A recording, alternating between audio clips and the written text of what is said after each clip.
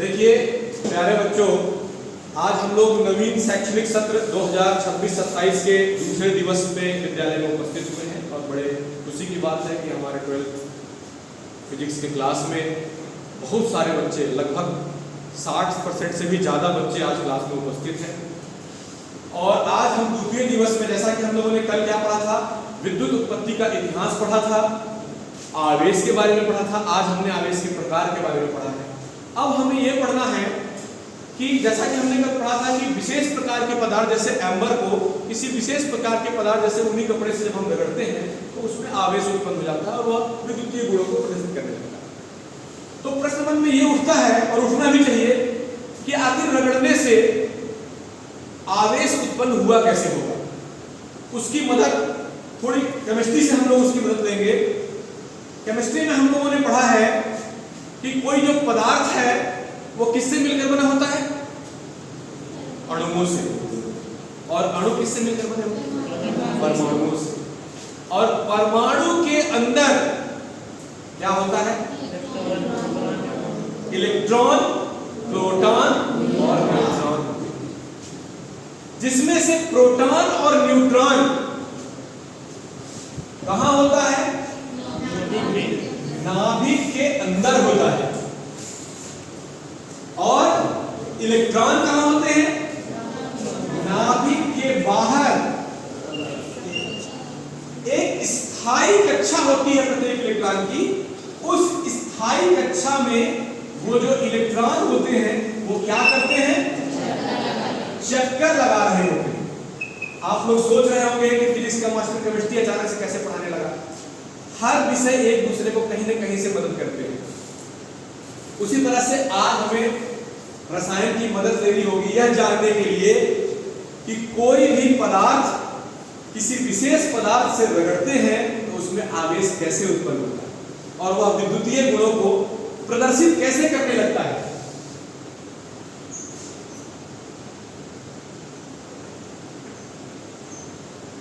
आपको पता होगा, केमिस्ट्री में पढ़ाया जा चुका होगा कि नाभिक के चारों ओर इलेक्ट्रॉन कक्षकों में चक्कर लगाते हैं। पहले कक्षक में 2, फिर 8, फिर 18, इसी तरह से आगे इलेक्ट्रॉन जैसी उसमें उपलब्धता होती है उस पदार्थ में, इलेक्ट्रॉनों की उस तत्व में, उसके हिसाब से वो कक्षक में चक्कर लगाते हैं। आपको पता है इलेक्ट्रॉन कक्षक में चक्कर लगाते वक्त मुड़ना नहीं चाहता। वो चाहता है कि मैं सीधा चला जाऊं ऐसे, पर फिर भी वो वृत्ताकार कक्षा में ऐसे मुड़ जाता है। उसके पीछे कारण क्या है? कक्षा 11वीं में आपको एक ऐसे बल के बारे में बताया गया है जिस बल की वजह से कोई भी पदार्थ वृत्ताकार गति कर पाता है। वेरी गुड, क्या नाम है? पावनी, शाबाश। अधिकेंद्र बल, केंद्र की तरफ से उस वस्तु को खींच रहा होता है। यहां इलेक्ट्रॉन को कहां से विकेंद्र बल मिलता है आपको पता है? नाभिक के द्वारा। इसको हम नाभिकीय बल भी कहते हैं। यह नाभिक इलेक्ट्रॉनों पर एक प्रबल आकर्षण लगाता है जिसकी वजह से जो इलेक्ट्रॉन कक्षक को छोड़कर सीधे जाना चाहता है वो उसे नहीं जाने देता, उसे मोड़ देता है, वो वृत्ताकार कक्षा में चक्कर। लेकिन अगर मान लीजिए मेरे पास कोई यहां पे है और उसे मैं अपने पूरे हाथ से ऐसे पकड़ लूं तो वो मुझसे हाथ छुड़ा के जाना चाहेगा तो नहीं छुड़ा पाएगा, कितना भी झटका देकर नहीं छुड़ा पाएगा। और अगर मुझसे थोड़ी दूर है और केवल अंगुलियों के सहारे वो फंसा हुआ है, मैं पकड़ा हुआ हूं, तो वो थोड़ा सा भी अगर मुझे झटका देगा तो क्या होगा? मेरे चंगुल से आजाद हो जाएगा, छूट जाएगा और बाहर भाग जाएगा। सेम यहां भी वही बात होती है। जैसे जैसे कक्षक दूर होते जाते हैं नाभिक का इलेक्ट्रॉन पर लगने वाला आकर्षण क्या होता है? कम होता है। जैसे मैंने अभी आपको बताया कि जिसको मैं ऐसे पूरे हाथ से पकड़ूंगा, पूरे हथेलियों की सहायता से, नजदीक वाले को वो भाग ना पाएगा। थोड़ी दूर वाले को अगर मैं उंगली की सहायता से पकड़ूंगा वो झटका देगा और मुझसे छुड़ाकर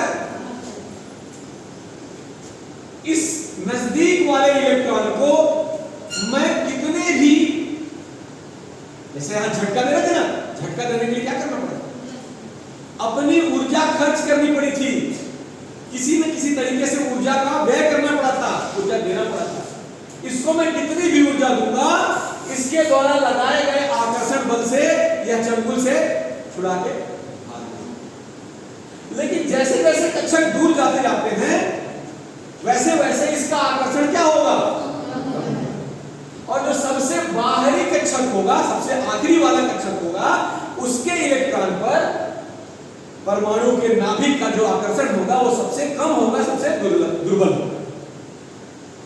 और उस परिस्थिति में सबसे बाहरी कक्षक वाले इलेक्ट्रॉन को ऊर्जा की सूक्ष्म मात्रा दे दी जाए, थोड़ी सी ऊर्जा दे दी जाए, तो क्या होगा, कक्षक को छोड़कर मुक्त हो जाएगा और कहां चला जाएगा।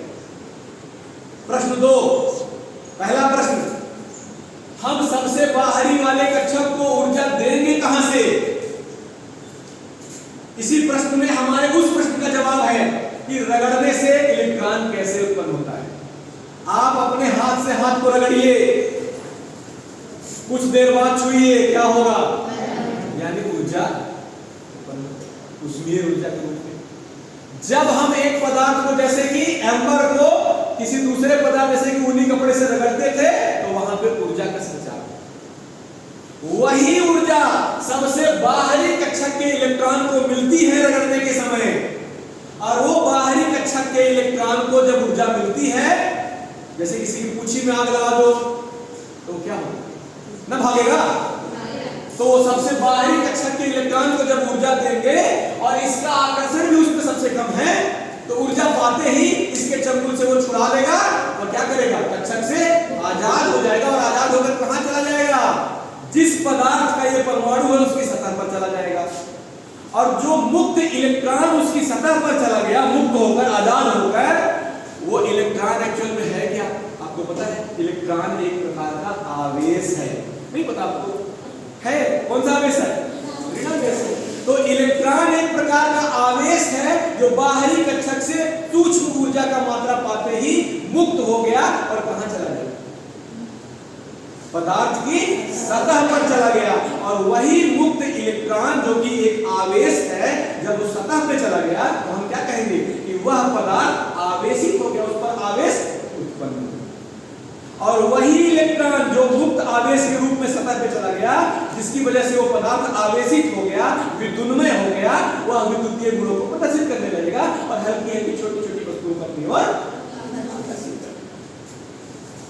तो अब हमारे कर वाले प्रश्न का जवाब आज मिला कि रगड़ने से क्या होता है, रगड़ने से आवेश क्यों उत्पन्न होता है, क्योंकि उसको ऊर्जा मिलती है और उसके बाहरी कक्षक का इलेक्ट्रॉन कक्षक को छोड़कर मुक्त हो जाता है और सतह पर चला जाता है, और वही मुक्त इलेक्ट्रॉन ही पदार्थ के आवेशित होने का जिम्मेदार होता है।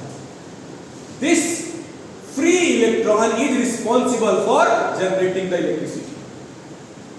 उस पदार्थ में विद्युत के उत्पत्ति का जिम्मेदार कौन है, वही मुक्त इलेक्ट्रॉन, जो मुक्त होकर कहां चला गया, पदार्थ की। आ गई बात समझ में, ठीक है।